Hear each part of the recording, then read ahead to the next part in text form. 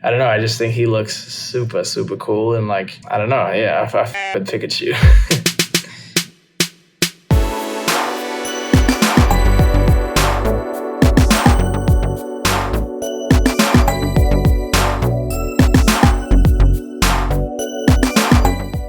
I watch quite a bit of anime. I'm not like deep with like all of the underground stuff and like all of that stuff. That's more like my younger brother. And I don't know if like people are gonna disagree, but to me, Death Note is my GOAT anime. I mean, if you haven't watched it, it's like kind of like short. It's only like 30 something episodes, but I finished it in literally like 2 days and just like binge watched the whole thing.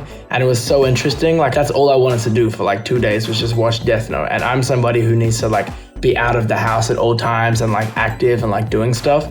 And like all I wanted to do was just lay down in bed, eat noodles, and watch Death Note. I don't know, it just has like the craziest like story, and there's like all these like different little plot twists like along the way, and like I don't know, it's great. But in saying that, I love all of them. Just for me, the one that I enjoy the most is Death Note. So I'm gonna have to give it to Death Note, yeah. If we want to talk about like a perfect 10 out of 10 album, I mean, it's My Beautiful Dark Twisted Fantasy.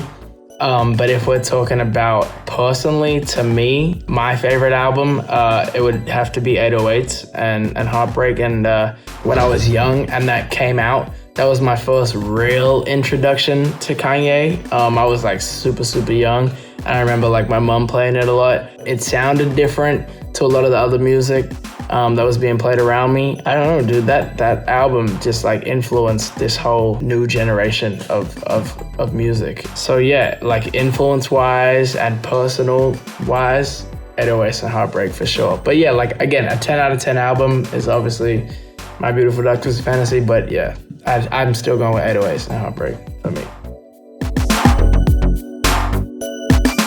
Cocoa Puffs, 100%. And that's like not even a question for me. I've been told that I'm like a weird because like I don't really with American cereal or like a lot of cereal in general. But Cocoa Pops, like that's something that I've been eating like forever. It's like the only like sweet cereal to me that I can eat at breakfast time or just eat in general. I don't like sweet cereals. I like super like plain stuff like cornflakes and like Wheat Bix.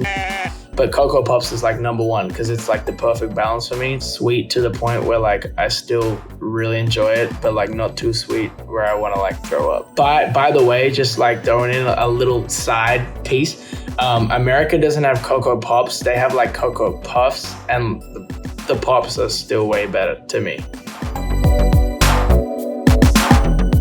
I love my city because I'm on it and like I have a different type of connection to it. My city came about, I was in LA, I was at my house, and I was just cooking up ideas. That was the first one I sent them, and that one that they were just like, yo, we need this one. Like this is the one. Yeah, I think it was a really cool moment because they're like the big, well, you know, the biggest and my favorite personally from Australia. And like on top of that, they're just like great boys. They're just great people and super talented. And I had already like known these boys at the time when they dropped the message, but I remember hearing that in the studio when they played it like before it came out, and I was just like, whoa. If you want to know my favorite, it's my city, but I'm gonna say the GOAT one is the message. Yeah, the GOAT one is the message, yeah. The ski lift one is pretty good. They're all really good to me. I don't know if any of those would be like my GOAT episode, but off top, the first one that comes to me is the Mocha Joe episode. This guy, Mocha Joe, he has like the coffee shop, and like everyone in there is like, oh, Mocha Joe's is the Larry like goes in, gets the coffee, the coffee's cold, the bagel, like whatever, and then like he tells Mocha Joe like, yo, the coffee's cold, Mocha Joe's not having it. They get into a fight, boom, Larry gets banned. Larry's like, F you, I'm starting my own coffee shop, buys the thing next door, starts his own thing, Latte Larry's. It's hilarious. And I think everyone should go watch that immediately if you haven't already seen it. One of my biggest dreams is to actually just meet him. And then if I would be in the show, that'd like be insane. Like I'd probably pass out with excitement. He's the GOAT. You want to talk about GOATs? He's the GOAT. So yeah, if anyone knows anybody, let me know. Chris Sando and GI for me, Greg Inglis, it has to be, just because like for obvious reasons, you know, he's the GOAT. And I remember also just like a little personal story. I remember like I went to Redfern when they were training one day when I was a super little kid, and he just like seemed super nice. He was just on the side. It was when he was injured, and like when I was like, oh, what's up, Greg Inglis? He was like, hey, what's up? He was just really cool, and I was like, oh, what a good dude. He's the GOAT to me. Yeah.